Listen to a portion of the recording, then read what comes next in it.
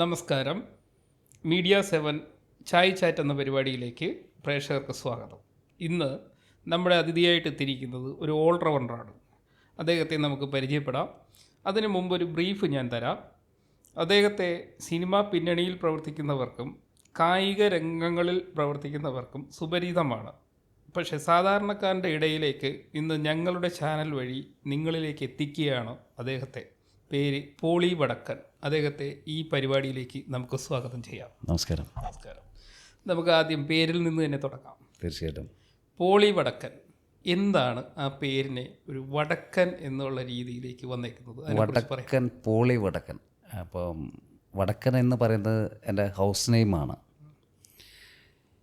Poly വടക്കൻ എന്ന് അത്യാവശ്യം കുറച്ച് ഫെമിലിയർ ആയതിനു ശേഷം പല വിവാഹങ്ങൾക്കും അങ്ങനെ പല പരിപാടികൾക്കും പോകാറുണ്ട്. അപ്പോൾ അതിൽ രസകരമായിട്ടുള്ളൊരു കാര്യം എന്താണെന്ന് വെച്ച് കഴിഞ്ഞാൽ ക്രിസ്ത്യൻ ബ്രദേഴ്സ് ഇറങ്ങിയതിന് ശേഷം ക്രിസ്ത്യൻ ബ്രദേഴ്സിൽ സുരേഷ് ഗോപിയുടെ പേരാണ് ജോസഫ് വടക്കൻ. അപ്പോൾ തൊടുപുഴ വെച്ച് നടന്നൊരു കല്യാണമാണ്. കല്യാണത്തിൻ്റെ സമയത്ത് വരൻ വധു രണ്ടുപേരെൻ്റെ സുഹൃത്തുക്കളാണ്.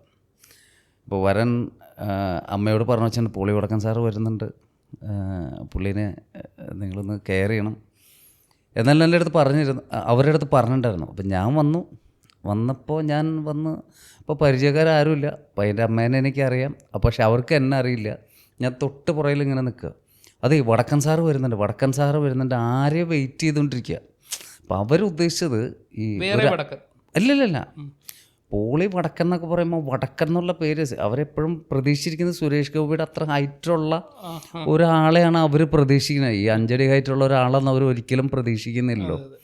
അത് കഴിഞ്ഞ് കല്യാണം കഴിഞ്ഞ് വരുമ്പോൾ ഞാനാണ് പോളി വടക്കൻ എന്ന് പറഞ്ഞപ്പോൾ, അയ്യോ സാറാണോ, സാറ് ഇവിടെ തൊട്ട് പുറകിൽ നിൽക്കണ്ടായിരുന്നല്ലോ.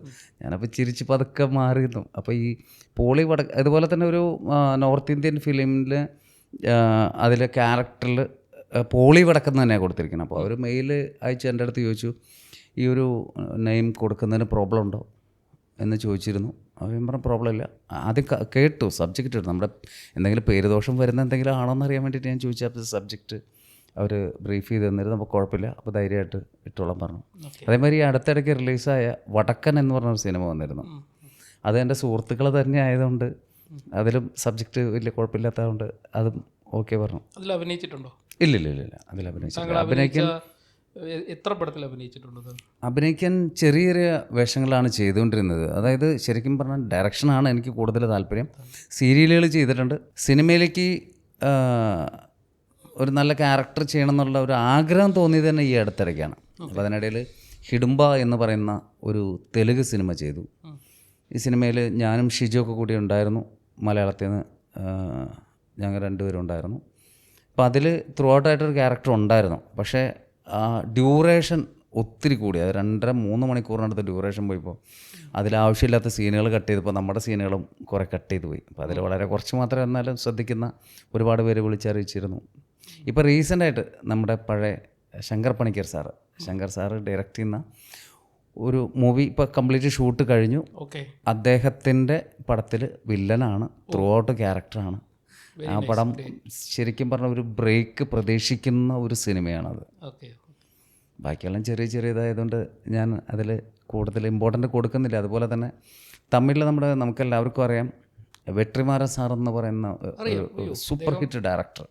അദ്ദേഹത്തിൻ്റെ ചീഫ് അസോസിയേറ്റ് ലക്ഷ്മൺ പ്രഭു, അദ്ദേഹം ഡയറക്റ്റ് ഇപ്പോൾ ഓഗസ്റ്റിൽ ഷൂട്ട് തുടങ്ങുന്ന മൂവിയിൽ ഒരു 7 ദിവസത്തെ ഷൂട്ടുണ്ട് ത്രൂ ഔട്ടായിട്ട്.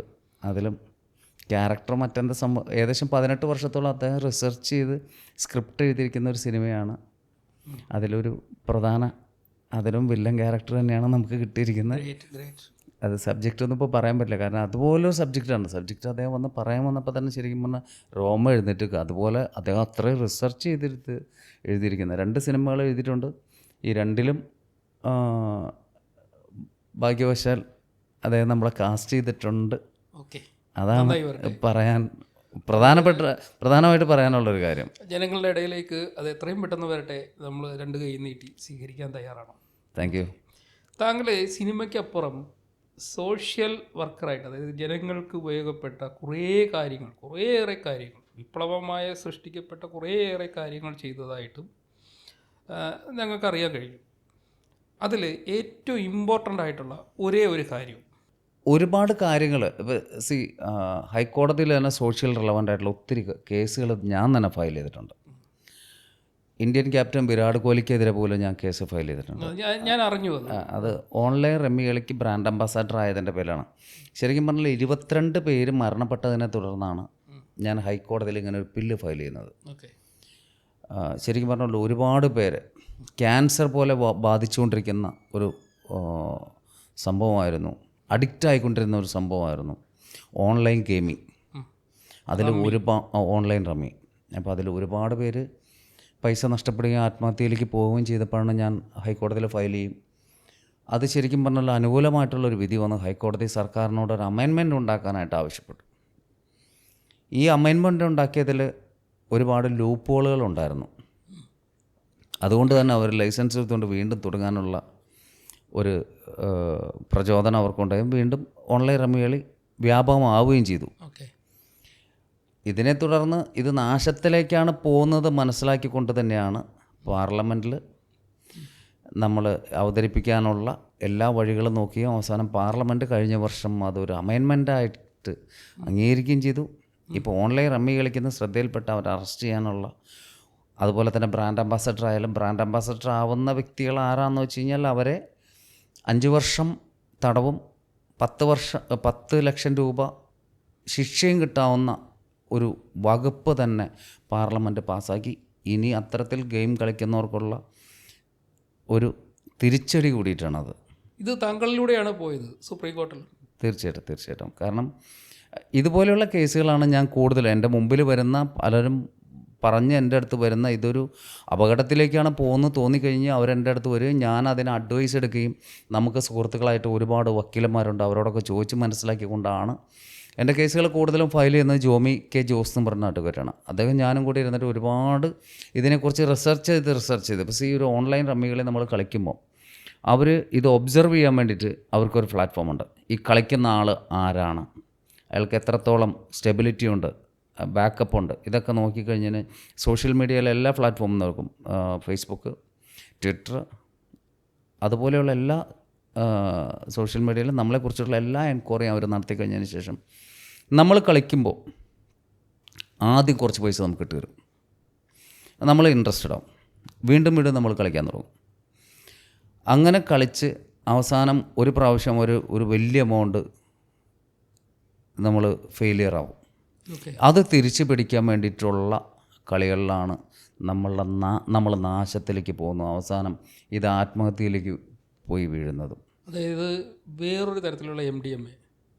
തീർച്ചയായിട്ടും MDMA അതിനേക്കാളും ഇപ്പം ഞങ്ങൾ പറയുന്നത് നമുക്കറിയാം, ഈ മൊബൈൽ ആപ്പുകളിൽ വരുന്ന ഗെയിമുകളിൽ നിന്നും എല്ലാം പറയുന്നത്, ഞങ്ങൾ പറയുന്ന ഭാഷയിൽ തലച്ചോറിനെ നമ്മൾ 2ആയിട്ട് തരംതിരിക്കുന്നു. 1 ഇന്ദ്രിയങ്ങളെ നിയന്ത്രിക്കുന്ന തലച്ചോറ്, 2 സെൻറ്റിമെൻ്റൽ ആൻഡ് ഇമോഷൻസ്. ഇത് നഷ്ടപ്പെടുന്ന ഒരു വ്യക്തി അയാൾ എന്താണ് പ്രവർത്തിക്കുന്നത്, എന്താണ് ചെയ്യുന്നത്, ആരോടും ഒരു കമ്മിറ്റ്മെൻ്റ് ഇല്ല.